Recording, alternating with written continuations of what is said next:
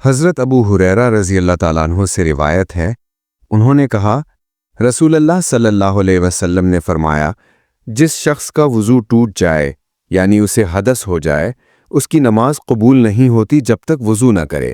ایک حضرمی نے پوچھا، اے ابو ہریرہ، حدث کیا ہے؟ انہوں نے کہا، فسا یا زرات، یعنی وہ ہوا جو پخانے کے مقام سے خارج ہو۔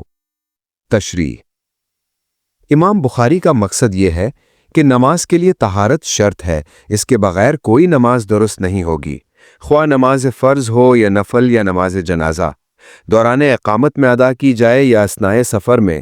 اگر طہارت نہیں تو قبولیت کا ادنا درجہ بھی حاصل نہیں ہوگا۔ ادنا درجے سے مراد یہ ہے کہ فرض ادا ہو جائے، خواہ ثواب ملے یا نہ ملے۔ اگر طہارت کے ساتھ نماز شروع کی تھی، پھر دوران نماز وضو ٹوٹ گیا تو بھی ناقابل قبول ہے، گویا نماز کا کوئی حصہ بھی طہارت کے بغیر درست نہیں۔ بعض لوگ بنا کے قائل ہیں، یعنی وہ کہتے ہیں کہ جہاں سے نماز ٹوٹی تھی وضو کر کے وہیں سے نماز پڑھ کر نماز پوری کر لے، لیکن اس کی کوئی صحیح دلیل نہیں۔ ایک ضعیف حدیث اس مسئلہ بنا کی بنیاد ہے، جبکہ ضعیف حدیث سے کوئی مسئلہ ثابت نہیں ہوتا۔ حضرت ابو ہریرہ رضی اللہ تعالیٰ عنہ کا جواب دوران نماز میں حدث پیش آنے سے متعلق ہے کہ اس سے مراد فسا یعنی ریح کا بغیر آواز کے خارج ہونا، یا زرات یعنی ریح کا آواز کے ساتھ خارج ہونا ہے، کیونکہ دوران نماز میں عام طور پر خروج ریح کی صورت ہی پیش آتی ہے۔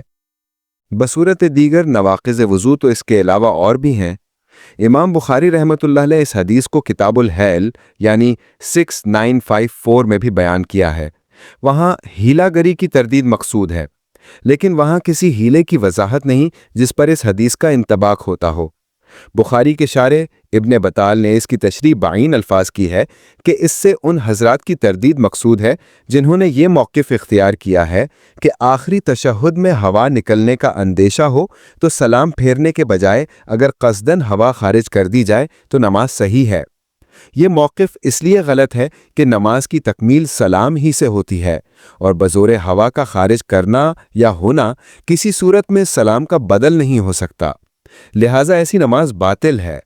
امام بخاری رحمۃ اللہ علیہ کا مقصد ہے کہ اس قسم کی ہیلا گری اسلام میں ناجائز اور حرام ہے۔